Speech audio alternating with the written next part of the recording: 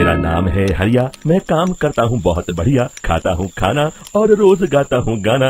अरे यार, आज तो बहुत देर हो गई। इस खतरनाक जंगल को देखकर तो मेरे हाथ पैर ठंडे हो गए हैं।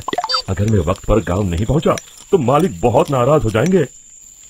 तभी हरिया को एक आवाज सुनाई देती है। सुनिए हरि जी। अरे, ये आवाज किसने दी? तभी हरिया को सामने कुछ दूर एक औरत खड़ी दिखाई देती है। अरे भाई, ये औरत अकेली इतनी रात को इस जंगल में क्या कर रही है? चलकर पूछना पड़ेगा। फिर हरिया अपनी बैलगाड़ी उस औरत के सामने लाकर रोक देता है और उससे पूछता है। अरे सुनिए, आप इतनी रात को इस खतरनाक जंगल में अकेली क्या कर रही हैं? तभी वो औरत मीठी आवाज में कहती है। अरे हरु जी, आप आ गए। मैं कब से आपका इंतजार कर रही थी। वैसे तो यहाँ से काफी लोग गुजर चुके हैं, लेकिन मैं खास आपका इंतजार कर रही थी। अच्छा, तुम सच कह रही हो? मुझे तो यकीन नहीं हो रहा है। वो क्या है ना, आज तक किसी ने मुझसे इतने प्यार से बात नहीं की। हाँ हाँ हरु जी, मैं सच कह रही हूँ। अब देर मत करिए और जल्दी से मुझे मेरे घर तक छोड़ दीजिए।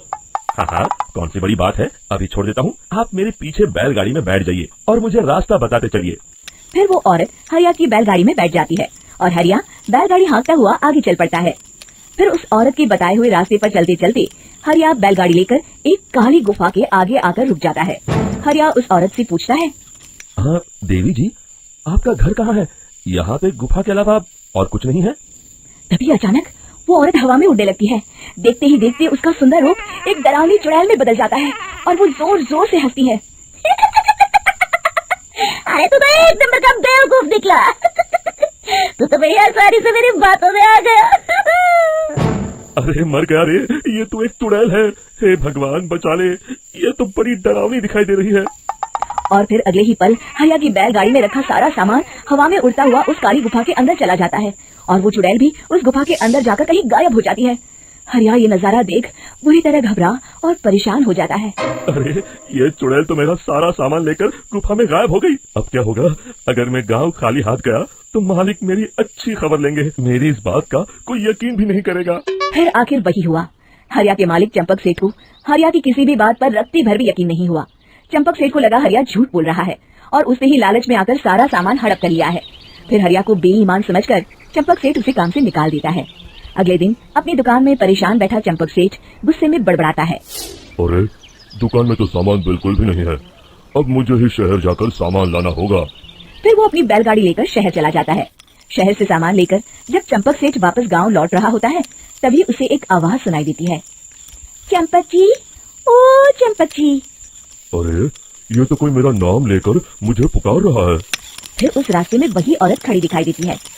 फिर क्या था, हरिया की तरह चंपक सेठ भी उस औरत के पास अपनी बैलगाड़ी लेकर जाता है और वो भी उसकी चिकनी चुपड़ी बातों के मुंह जाल में फंस जाता है।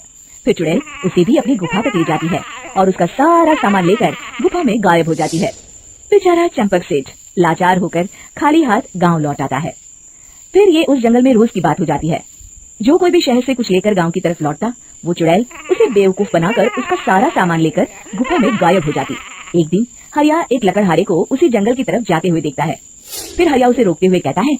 अरे भाई, क्यों अपनी मौत को दावत दे रहे हो? मेरी बात मानो, आगे जंगल में मत जाओ, वहाँ एक बड़ी भयानक चुड़ैल रहती है। लकड़हारा हरिया की बातों को नजरअंदाज करते हुए कहता है। अरे भाई, मुझे पहले ही बहुत देर हो चुकी है, मुझे जाने दो भाई। शाम तक लकड़ियाँ काट कर शहर के बाजार में बेचना है। तुम अपनी ये कहानी किसी फुर्सत में बैठे इंसान को सुनाओ, मैं तो चला।